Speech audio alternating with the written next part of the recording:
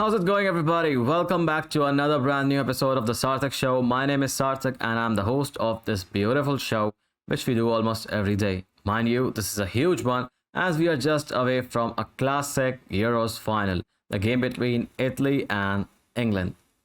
So, should I go ahead and say this? Should I say it or not? It's coming home. It's coming home. Football's coming home. Moving on. It is more than just a handful number of star players on display. We all hope that this is an absolute treat to watch for the supporters and of course we the neutrals. So without any further wait, let's get into it.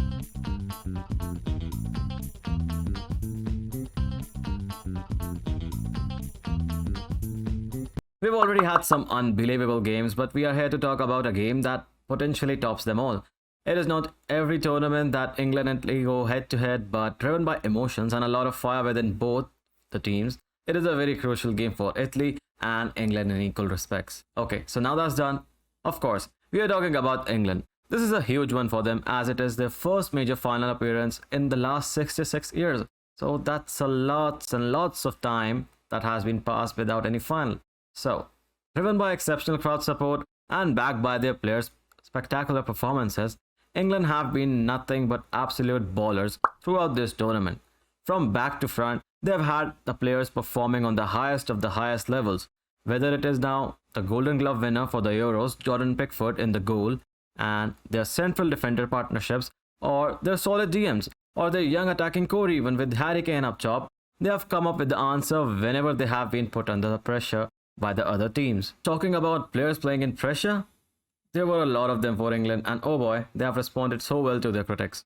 You can count such players from each area on the pitch for England, for example, the likes of Sterling, Pickford, Maguire, Phillips, and many more. They have all showed up and turned up on the games.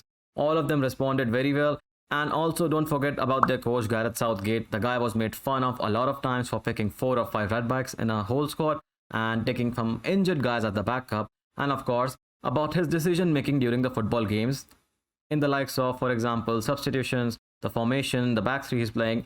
But oh my boy, but he stuck to his guts and his decisions in this tournament have been spot on so far. So this is a delightful thing for England as a group because everything that they wanted have been going so far so well in this tournament up until the final, of course, that we'll see in the future on Sunday. And of course, there is one more thing, especially a player that I want to talk about before we move on to Italy. I want to talk about Raheem Sterling. He has come up with goals and assists in clutch moments and shifted the momentum I don't know how many times during this tournament towards England. You can call it in a similar way for Harry Maguire, who came in as an injured player and did his job perfectly. But Sterling I would like to highlight because he had faced so much criticism after the Champions League final where he was picked because he was not in form.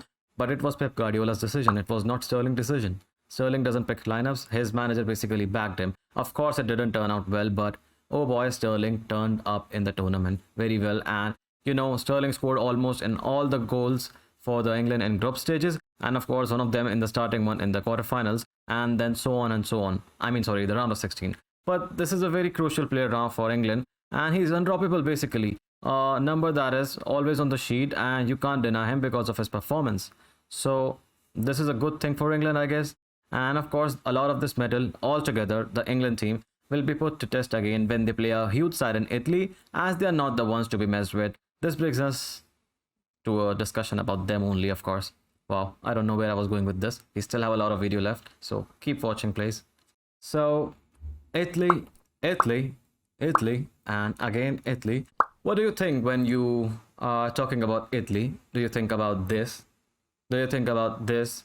Or you either think about this? But no, that's not the deal. In footballing terms, when you think about Italy, it's this guy, is this guy, is this guy, and again these guys. So this is what football in Italy means.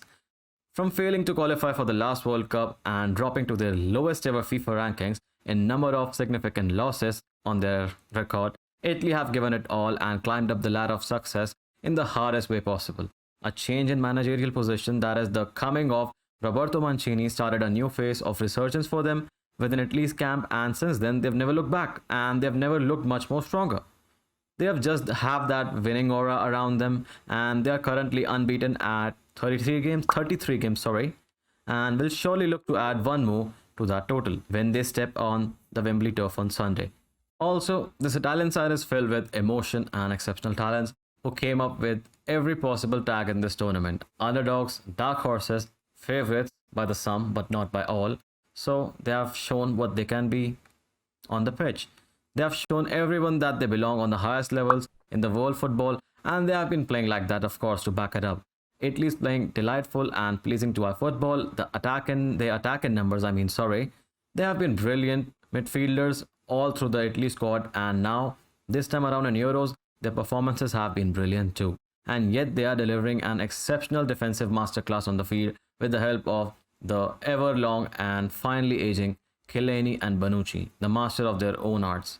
A lot of Italy's success is also attributed to the informed players like Insigne, Donnarumma, Barella, Jorginho, Chiellini, and many more players who have been on the top of their game recently. But each of these players, like I said, have their own special quality, and their special quality is that in their own arts. Like I said about Chiellini, his defensive arts is like unmatched because Bonucci and Chiellini, when they play together, they can put on a defensive masterclass no matter which attacker you have. When it's their day, they won't let you pass. So that's the thing.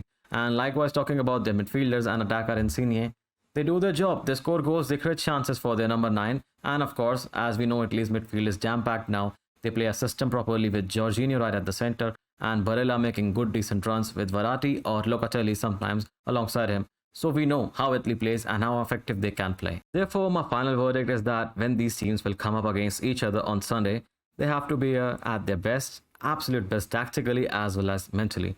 We know that every team will do its homework and try to outwit each other, probably, but anything can happen in a tournament final. I, as a neutral fan of football, would hope it's a cracking game of football, but it's all about the pressure. When you can handle the pressure on the pitch, you'll most probably win. Or otherwise, if someone is not confident on that day, they might not be able to analyze the game very well, unlike their opponent who can take their advantage of them. So let's see what happens on Sunday at Wembley.